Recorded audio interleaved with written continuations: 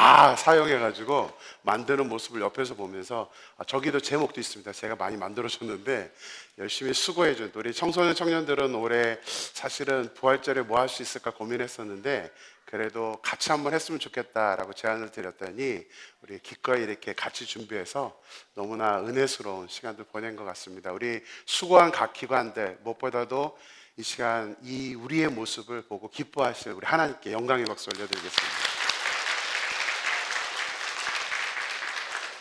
오늘 우리에게 주시는 말씀은 요한복음 20장 19절에서 23절 말씀입니다. 요한복음 20장 19절에서 23절 말씀을 우리 같이 한 목소리로 봉독하겠습니다. 같이 읽습니다. 이날 곧 안식 후 첫날 저녁 때에 제자들이 유대인들을 두려워하여 모인 곳에 문들을 닫았더니 예수께서 오사 가운데 서서 이르시되 너희에게 평강이 있을지어다. 이 말씀을 하시고 손과 옆구리를 보이시니 제자들이 주를 보고 기뻐하더라. 예수께서 또 이르시되 너희에게 평강이 있을지어다. 아버지께서 나를 보내신 것 같이 나도 너희를 보내노라. 이 말씀을 하시고 그들을 향하사 숨을 내쉬며 이르시되 성령을 받으라. 너희가 누구의 죄든지 사하면 사하여 질 것이요 누구의 죄든지 그대로 두면 그대로 있으리라 하시니라. 아멘.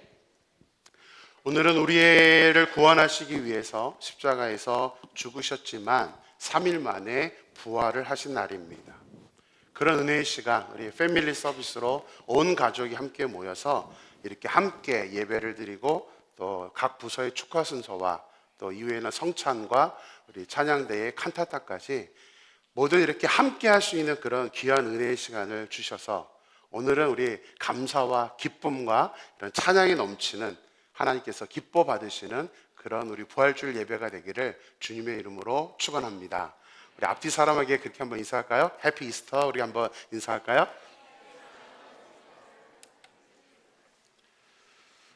설교 순서가 많기 때문에 설교를 제가 길게 한다면 엄청난 눈치 없는 사람이 되어버리고 말겠죠. 그렇다고 또 너무 짧게 하면 또 직무유기가 되기 때문에 고민 다른 설교보다 이 부활절 설교가 제일 어려운 것 같습니다. 하여튼 최대한 제가 오늘 말씀은 이제 예수님이 부활하신 첫날 우리에게 예수님이 주셨던 그 메시지 그대로를 압축해서 여러분들에게 오늘은 말씀을 드리도록 하겠습니다. 길다고 느껴지면 중간에 저를 자르시면 됩니다. 빨리 중단하라고 그렇게 사인을 주셔야 됩니다. 자, 제자들은 부활하신 첫날 저녁에 다 같이 모였습니다.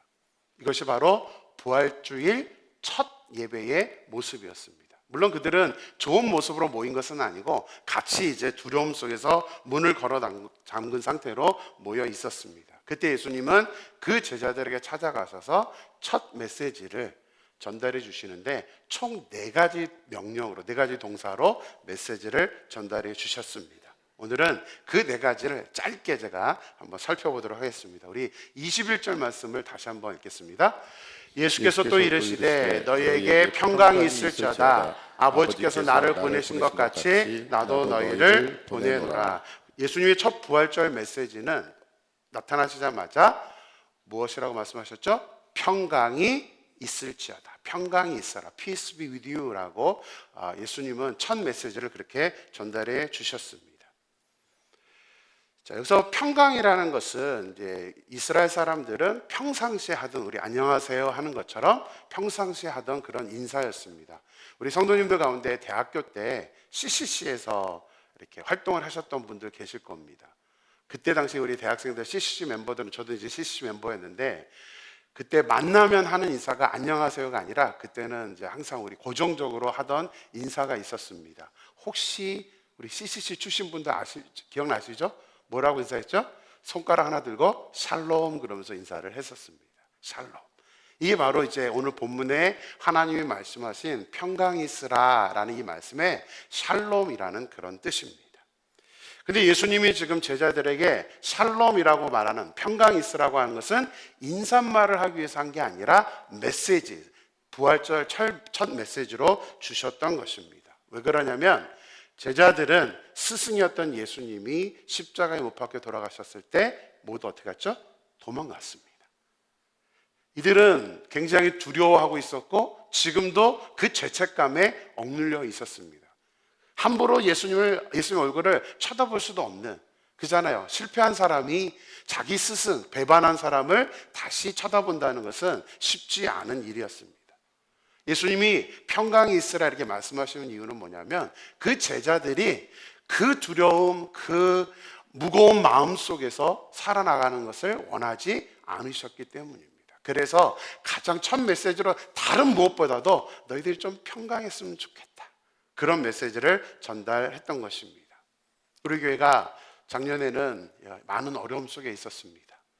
저는 아주 생생하게 기억합니다. 위임식 때 많은 분들이 막 우시고 다시 이제 우리 임마누엘 교회가 다시 회복되기를 기대하셨던 그 모습을 저는 잊지를 못합니다. 그리고 우리 송구 영진 예배 드리면서 우리 과거는 다 이제 날려보내자, 더 이상 벗어버리고 과거에 매이지 말자라고 제가 말씀을 전했던 기억이 납니다. 여러분들 또 십자가에 종이 여러분들이 다 쓰셔서 그렇게 십자가에다 다 걸어놨습니다. 근데 그 행동으로 끝나는 게 아니라 저도 역시 이제 4개월이 지나서 첫 부활주를 맞으면서 예수님이 왜 이 말씀을 하셨는지를 너무나 잘 알기 때문에 이제는 우리 임마누엘 교회가 과거의 모습은 싹 잊었으면 하는 그런 마음이 있습니다. 근데 오늘 보니까 또 4개월 동안 제가 사역하면서 보니까 우리 교회가 힘들었었나요? 힘들었었나요? 저는 경험 안 했지만 힘들었었나라는 생각이 들 정도로 좀 여러분의 표정을 보면 너무너무 밝고, 우리 아이들도 이 앞에서 막 찬양하면서 뛸 때 우리 다 박수로 환영하는 그 모습을 보면서 이 평강이 있으라는 메시지가 우리에게는 더 이상 필요 없는 메시지가 아닐까라는 생각이 들었습니다. 하지만 여전히 여러분 마음속에 과거의 그 짐이 있거나 과거의 그 무거운 마음이 있다면 오늘 예수님이 주신 부활절의 첫 메시지를 듣고 정말 여러분들 마음속에 과거들은 다 싹 날려버리고 저와 여러분 모두의 마음속에 정말 평강이 있어서, 제가 여러분에게 앞으로 우리 임마누엘께서 목회하면서 제가 하고 싶었던 그 목회 방향으로 우리 임마누엘 교회가 행복한 교회였으면 좋겠다라는 말씀을 드렸었는데, 정말 우리 앞으로의 2025년 이후에 우리 임마누엘 교회가 정말 행복하고 평강이 있는 그런 교회가 되기를 주님의 이름으로 축원합니다. 우리 옆 사람에게 인사할까요? 우리 예수님이 하셨던 그대로 샬롬, 우리 그렇게 한번 인사하겠습니다. 앞 뒤에 있는 분들에게도 인사하겠습니다. 샬롬. 손가락을 들면 좀 더 좋은데요. 원래는 이러고 인사하는 건데 저는 이게 재밌어가지고 맨날 이렇게 흔들었더니 우리 위에 순장님들 하지 말라고 그냥 이렇게만 하라고 그랬었는데 저는 이게 좋아서 샬롬을 했던 기억이 납니다. 예수님의 두 번째 메시지는 21절에 나온 것처럼 아버지께서 나를 보내신 것 같이 나도 너희를 보내노라 라는 말씀입니다. 영어는 아주 간단합니다. I'm sending you 이렇게 되어 있습니다. 하나님이 나를 보낸 것처럼 나도 너희를 보낸다. 우리가 부활주의를 이렇게 지켜야 하는 이유는 단순히 기억한다라는 개념은 아닙니다.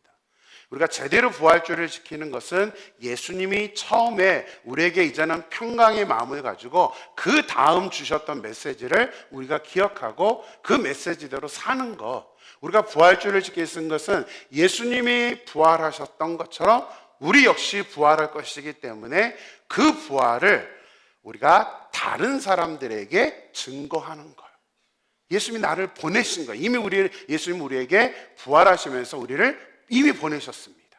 그렇기 때문에 우리의 삶은 앞으로의 부활절 이후에 우리가 삶은 우리가 나가서 교회 안에서가 아니라 밖에 나가서 부활을 알지 못하는 우리 청년들 동영상에서도 나오죠. 부활을 정말 믿었다면 이제는 우리가 나가서 그 부활의 메시지를 다른 사람들에게 전달해야 한다는 사실입니다. 그런데 이게 우리 힘만으로는 가능하지가 않습니다. 왜냐하면 제자들 역시 마찬가지죠. 지금 예수님이 제자들에게 I'm sending you 했지만 제자들은 여전히 이 마음속에 아무리 예수님의 평강이 있으라 할지라도 이들은 실패했던 사람들입니다. 또 인간은 아무리 실패하지 않았더라도 아무리 강한 것 같더라도 연약한 존재죠. 그렇기 때문에 우리가 복음을 증거한다는 게 너무나 어렵습니다. 또 성격에 따라 MBTI에 따라 나가서 말 한마디 못하는 분들도 있습니다. 트리플 I인 분들. 그런데 어떻게 하면 그것이 가능할까? 오늘 예수님이 세 번째 주시는 메시지입니다. 우리 같이 한번 22절 말씀 같이 읽겠습니다. 이 말씀을 하시고 그들을 향하사 숨을 내쉬며 이르시되 성령을 받으라. 성령을 받으라. 예수님은 우리의 힘으로 되지 않다는 것을 너무나 알기 때문에, 제자들 힘으로 안 된다는 걸 알기 때문에 성령을 받으라라고 세 번째 메시지를 주셨습니다. 근데 우리가 어떻게 성령을 받느냐? 이 당시는 아직 성령이 임하지 않은 상태이기 때문에 성령을 받으라라고 하지만 지금은 성령의 충만을 받으라라고 말해야 됩니다. 우리 금요 성령 집회 때 말씀드렸었습니다. 성령의 충만을 받는다는 것은 배터리처럼 뭔가 이렇게 채워지고 충전된다는 개념이 아니라 그랬죠. fulfill, 뭐라 그랬죠? 뭔가가 채워져야 된다라는 의미라고 말씀을 드렸습니다. 뭔가 채워져야 되는데 성경의 원리는 두 가지가 채워져야 된다라고 말씀하고 있습니다. 첫 번째는 뭐죠? 뭘로 채워져야 된다? 성령의 은사로 채워져야 되고요. 두 번째는요, 성령의 열매로 채워져야 된다라고 우리 금요철회 때 배웠습니다. 자, 은사 중에 가장 큰 은사가 무엇이었죠? 사랑. 성령의 열매 중에 가장 처음이 뭐였죠? 사랑. 똑같습니다. 사랑은 재밌게도 은사의 가장 큰 것이기도 하지만 성령의 열매의 처음 시작이기도 합니다. 하나님은 이렇게 의도적으로 이렇게 매칭을 해놨습니다. 그 말은 무엇이냐면 우리 기독교에 있어서, 우리의 신앙에 있어서 가장 중요한 게 뭐라는 거예요? 사랑이죠. 고린도전서에서도 나오죠. 믿음, 소망, 사랑은 영원토록 있을 것인데 그 중에 제일은 무엇이라? 사랑. 사랑 외에는, 사랑이 너무나 중요하다라고 하나님은 우리에게 말씀하시고 있는 것입니다. 사랑의 마음이 있어야, 사랑의 그 마음이 있어야 우리는 복음을 전할 수 있습니다. 왜냐하면 다른 사람들이 지금 금류에 휘말려 가고 있는, 이 세상에 휘말려 가고 있는 것을 쳐다보면서 사랑의 마음이 없으면 그를 건져낼 마음을 우리가 갖지 못하기 때문입니다. 그래서 우리는 사랑으로 가득 채워져야만 우리는 예수님의 이 부활의 메시지에 따라서 살아갈 수 있는 그런 사람이 될 수 있다는 사실입니다. I'm sending you. 예수님은 이미 우리를 파송하셨습니다. 우리는 전부 다 파송된 사람입니다. 우리가 교회 안에 나와서 이렇게 예배드리는 것도 너무나 중요하지만 궁극적인 우리의 삶의 목적은 우리가 교회 안에만 머물러 있는 것이 아닙니다. 주님이 우리에게 원하는 것은 나가서, 밖에 나가서 아직 복음을 알지 못하는, 아직 부활을 알지 못하는 그런 사람들을 우리가 주님께로 데리고 와서 그 부활의 예수님을 만나게 하는 것, 그것이 바로 우리가 부활절을 지켜야 되는 그 사명이고 의무인 줄을 깨닫고 저와 여러분이 세상 가운데 부활을 전할 수 있는 그런 귀한 하나님의 자녀가 되기를 주님의 이름으로 축원합니다. 네 번째입니다. 23절 말씀입니다. 같이 읽을까요? 너희가 누구의 죄든지 사하면 사하여질 것이요 누구의 죄든지 그대로 두면 그대로 있으리라 하십니다. 부활주일에 예수님께서 이제 마지막으로 제자들에게 주신 말씀은 뭐 하라는 겁니까? 용서하라는 것입니다. 용서. 왜 예수님은 이 마지막 메시지를 이 용서의 메시지로 전달해 주셨을까요? 예수님의 제자들은 본인들이 먼저 뭐 한 사람이에요? 용서를 받은 사람들입니다. 여러분들이 예수님이었으면 어땠을 것 같습니까? 나를 배신한 사람들. 그죠? 내가 십자가에서 죽고 있는데 외면한 사람들. 그 사람들을 찾아가서 용서해 줄 수 있나요? 우리 인간이 참 못하는 것 중에 하나가 용서입니다. 잘 안 돼요. 그죠? 뭐 나하고 상관없는 어떤 그냥 소문만으로 듣는 일도 사실은 우리가 저 사람 내가 용서 못해.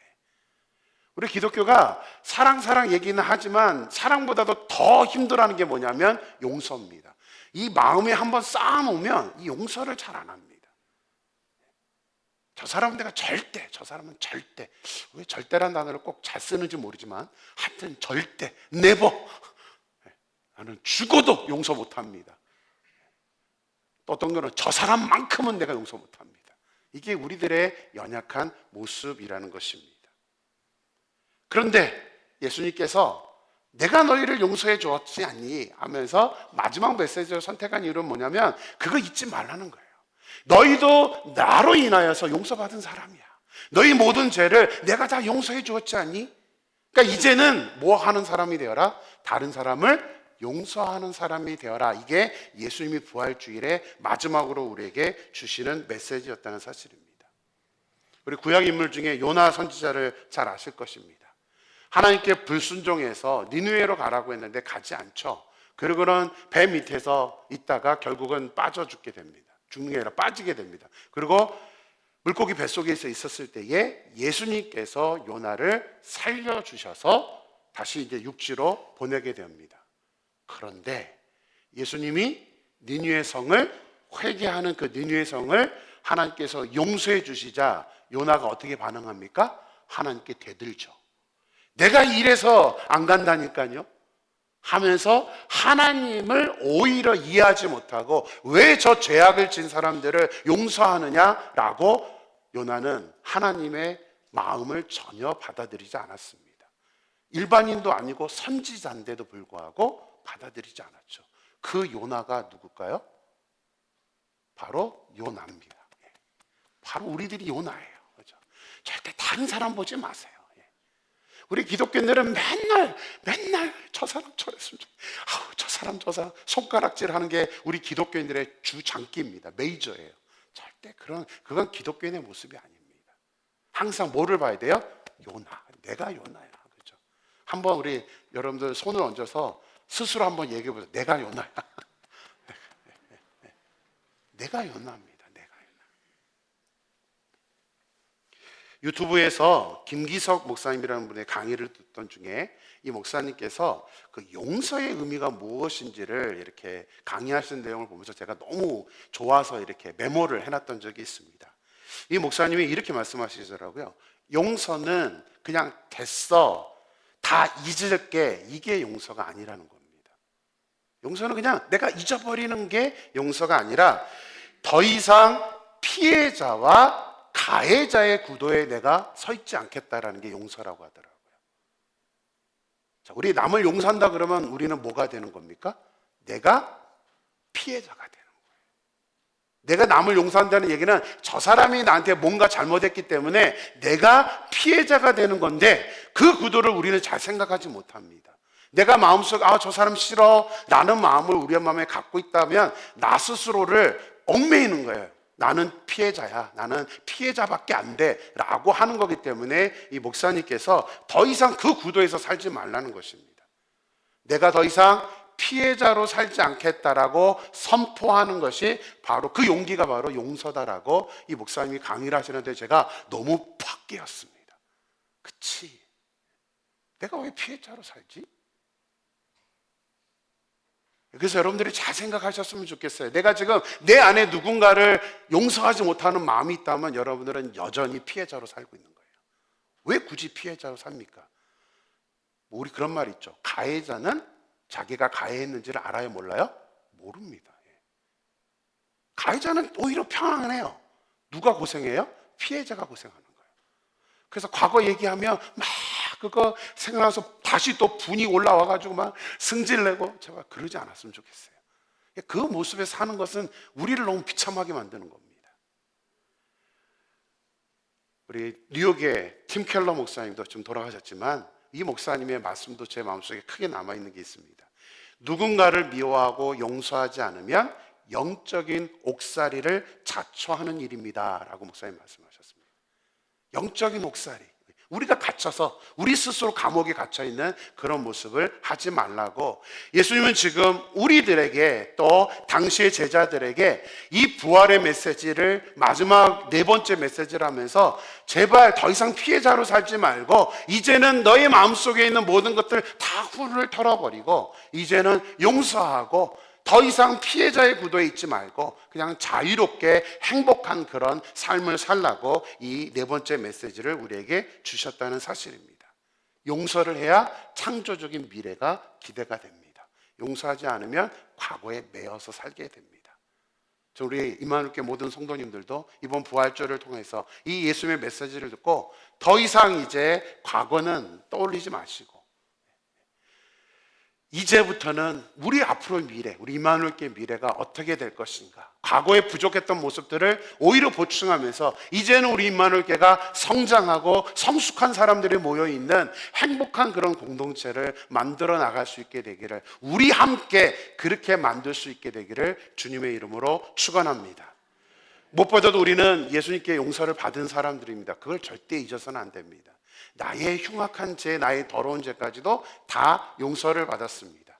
성경에 나와 있는 10,000달란트 빚진 자가 그 죄를 탕감받아 놓고 겨우 100데나리온 빚진 자를 찾아가서 다시 자기가 피해자가 돼서 그의 멱살을 잡는 그런 모습을 우리가 갖지 않도록, 이제는 우리가 자유롭게 주님이 나와 나의 모든 죄, 우리 나만이 아니라 우리 모두의 죄를 다 용서하신 그 십자가, 그리고는 부활하셔서 미래를 바라보시고 너희도 앞으로 이제는 부활하실 그때를 기다리고 그 부활의 메시지를 믿지 않는 사람들에게 전달하라. 그래서 용서하고 사랑하는 사람이 되라고 주셨던 그 말씀처럼 우리 사랑하는 임마누엘교회 모든 여러분들이 용서하고 사랑할 수 있는 그런 저와 여러분이 되기를 주님의 이름으로 축원합니다.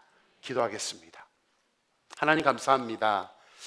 오늘도 귀한 말씀을 통하여서 특별히 우리 부활주일 우리 여러 축하 순서와 하나님께 찬양을 드리는 순서들을 통하여서 하나님 은혜 주시고 함께 하심에 감사를 드립니다. 아버지, 예수님은 부활하신 첫날 첫 주일 예배를 드리면서 제자들에게 4가지의 메시지를 던져주셨습니다. 죄악을 잊어버리지 못하고 절망과 좌절 속에, 두려움 속에 빠졌던 그 제자들에게 예수님은 가장 먼저 평강의 마음을 가지라고 선포하고 있습니다. 하나님, 우리들도 소망합니다. 우리 안에 여러 어려움들이 있었지만 하나님, 이제부터는 우리가 샬롬만을 생각하면서 우리가 평안하고 행복한 신앙생활을 할 수 있도록 하나님 우리 임마누엘교회를 지켜주시옵소서. 하나님, 또 주님은 이제 우리가 부활주일을 지킨다는 의미가 하나님이 예수님을 보내신 것처럼 예수님도 우리를 세상에 보내신다면서 주님의 부활을 전하는, 복음을 전하는 사람으로 살라고 우리를 파송하는 시기 부활주일이었다는 것을 우리가 말씀을 통해서 깨닫습니다. 하나님, 그러나 우리 힘으로는 감당하지 못하기 때문에 예수님은 성령의 충만을 우리에게 말씀하셨습니다. 하나님, 소망합니다. 우리 임마누엘교회 하나님 붙잡아 주셔서 성령의 충만함으로 주님의 부활을 증거할 수 있는 그러한 우리 모두가 될 수 있도록 인도하여 주시옵소서. 하나님, 주님이 주시는 마지막 메시지는 용서에 관한 메시지였습니다. 하나님, 억눌려 있던 그 제자들, 예수님을 배신했던, 인간적으로 보면 용서할 수 없는, 용서받을 수 없는 그런 제자들이었지만 예수님은 그런 제자들의 모든 죄를 용서하여 주셨고, 이제는 내가 너희를 용서한 것처럼 너희도 다른 사람들을 용서하면서 살라고 마지막 메시지를 전달해 주셨습니다.